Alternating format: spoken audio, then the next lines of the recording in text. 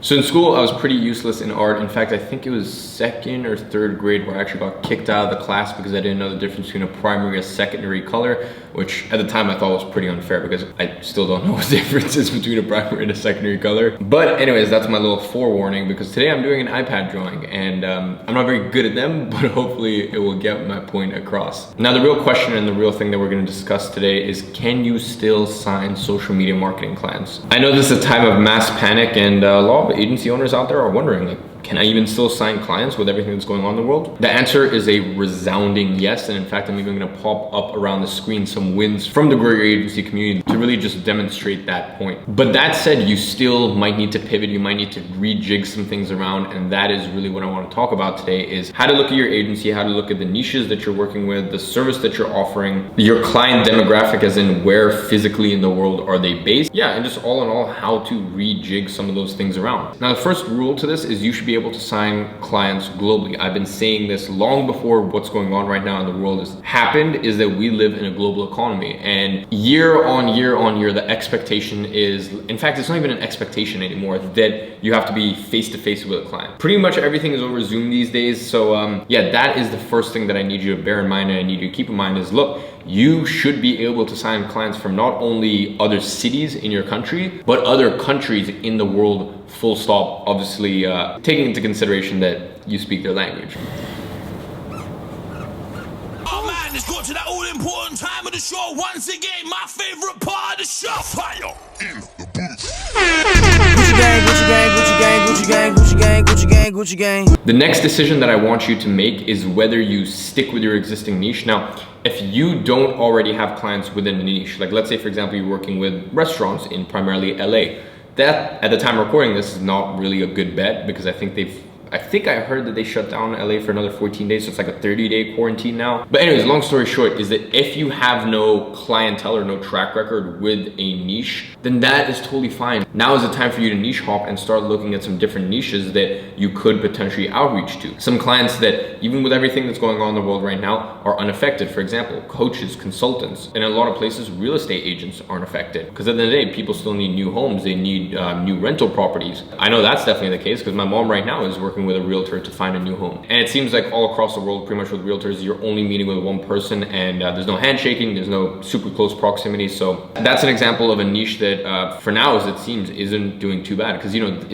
it's a bare necessity, like housing and having a home and selling or buying your home. Also, the other thing is there's a lot of people who need cash right now, so they're selling their home, and there's a lot of very smart investors and people who have been sitting on cash ready to buy homes right now. If your intention was to work with nightclubs, yes, that's probably not the best niche to work with. Whereas say something like a dentist, I know that some dentists have had to close up, but in a lot of countries, as far as I know, dentists fall under the necessities of supermarkets, vets, pharmacies, etc., etc. Even in your specific country, if they don't fall within that bracket, I can guarantee you that dentists won't be closed for too long because at the end of the day, if someone has a cavity, if someone has an issue with their teeth, they need to get that fixed ASAP. Anyways, long story short, let's hop on the iPad and I'll try to get my point across. So let's go ahead and start off with niches. Now, let's say with niches, you know, prior to this whole thing going on, there were, you know, literally, I mean, to be honest, there's like 200 plus niches you could have targeted. Most people don't get creative enough with their niches, which is a real shame to see.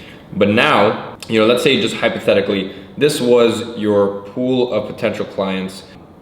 You know, this was your pool of potential clients that you could, as I said, guys, I failed art, so just bear with me. Actually, this has nothing to do with art. This just has to do with, I have terrible handwriting and I'm a digital marketer, so I don't write too much anymore. Anyways, long story short, this is, you know, this was your potential market, okay? What everything that's going on in the world has done right now, or at least definitely for the next 14, 30 days. Look, there's stuff, for example, like events. Like realistically, I don't see events for the next year happening.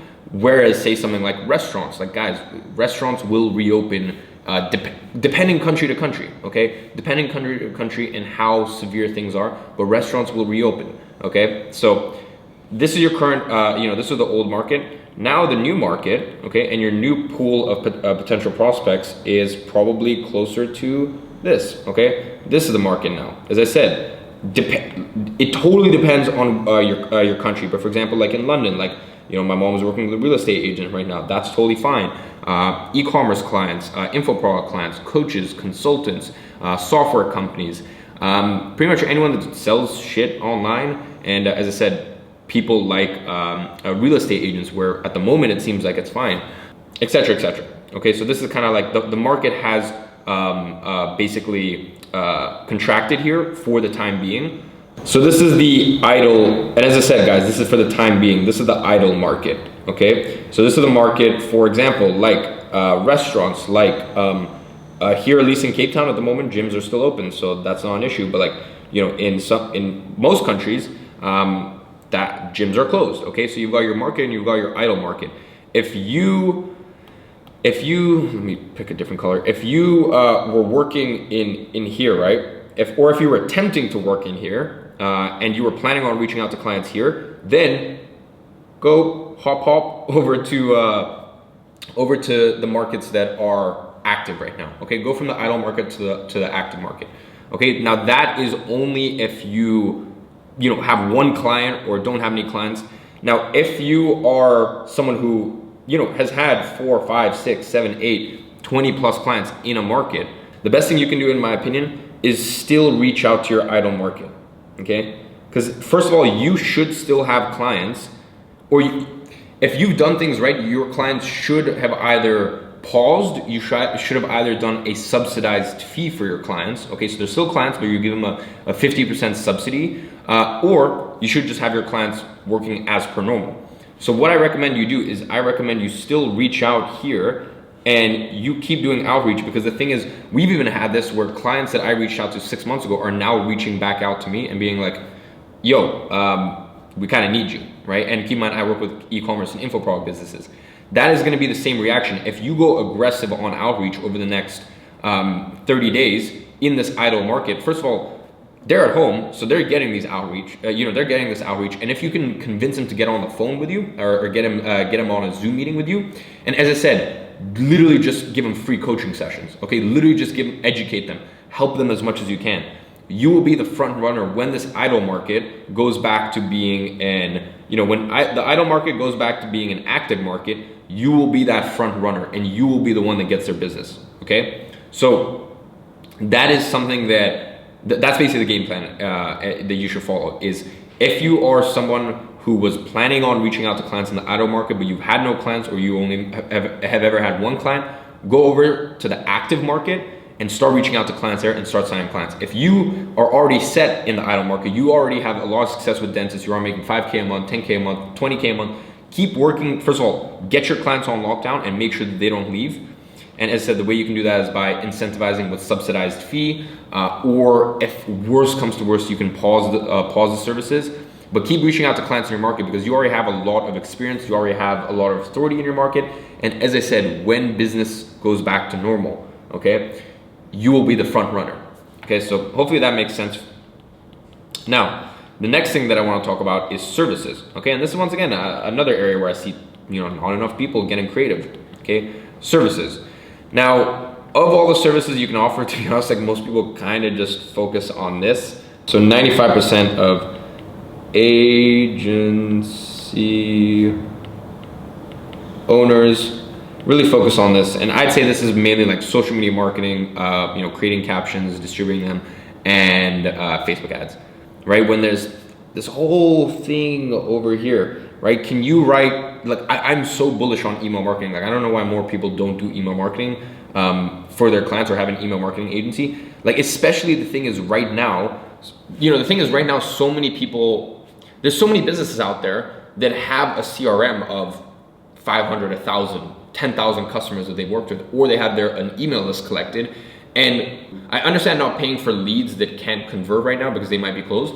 But if you can send out an email a day to their audience, and have success stories, testimonials, some sort of narrative-based thing. If it's a coffee shop, just a history on coffee. Like if you can stay in front of their audience, as I said, when things reopen, the main focus right now, whether you're an agency owner or whether you are someone who is running ads for one of those businesses in the idle market as it stands, the number one focus should be staying top of mind. So when business, as I said, goes back to normal, they are the front runners. So let me just go ahead and put here services.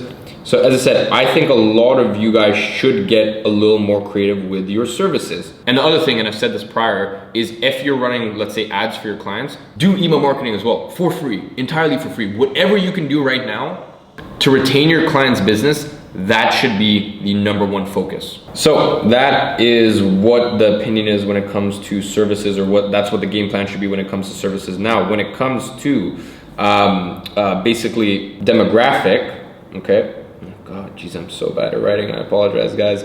When it comes to demographic, once again, obviously you realistically would have only signed clients from, you know, one place in the world, you know, from one country. Because look, if you live in the US, if you live in America, if you live in the US, if you live in the UK, France, Germany, Spain, etc., you probably got more than enough clients that you could realistically reach out to within that one country. Now what you're gonna have to do is you're gonna have to spread your attention globally, and that's a horrible arrow, but you're gonna have to spread your attention globally. Reason that is because obviously some countries are heavier, you know, are hit heavier than others. There's some countries where this could last a lot longer than others. In fact, there's some countries that have already peaked, and things kind of seem like they're going back to normal, or at least as normal as it gets in a time like this. So demographic, and in terms of scope across the world, you are going to have to start looking all over the world. So ladies and gentlemen, not only can you sign clients now, I've said this before, but you can actually thrive and prosper in a time like this by either doubling and tripling down on what you're already doing, knowing that when things go back to normalcy, I mean, you will be the front runner by far, or by just pivoting and rejigging some things around slightly. And ladies and gentlemen, remember what I said, which is when times are good, you should advertise. When times are bad, you must advertise. And lastly, let me go ahead and pick a winner. Usually I do the little random draw thing, but this time I'm gonna look at the comments and scroll and then just stop. Okay, so the winner is Valentin Andrev. I'll go ahead and pop that on the screen. You are the giveaway winner. So once again, all you have to do is just email support@greatagency.com. Let us know your address and let us know your how tall you are, and we will send you out an article of clothing from the Gadzhi clothing line. Ladies and gentlemen, if you want to be drawn in to win our daily giveaway, super simple. All you have to do is turn on post notifications. That's by far the most important thing. Because within a few hours of tomorrow's video going live, I will choose a winner, and then over the next few days, I will be announcing that winner. As I said, I don't record videos in consequential order at the moment, so sometimes it'll be the next day, they'll announce it, or I'll announce it 3 days later from that specific day. But point is, every single day there is indeed a giveaway winner. Ladies and gentlemen, I hope you enjoyed this video. Can you do me a big favor and smash that like button? We are trying to get to 300,000 subscribers this year, and we're on pretty good track and pretty good form at the moment to do so. I appreciate every single one of you guys. I hope you're enjoying these 30 days of daily uploads, and I'll see you guys in the next video. So if you refuse me for working with someone else on a couple of V's, what do you really think of the nigga that's making your beats? I've done things for him I thought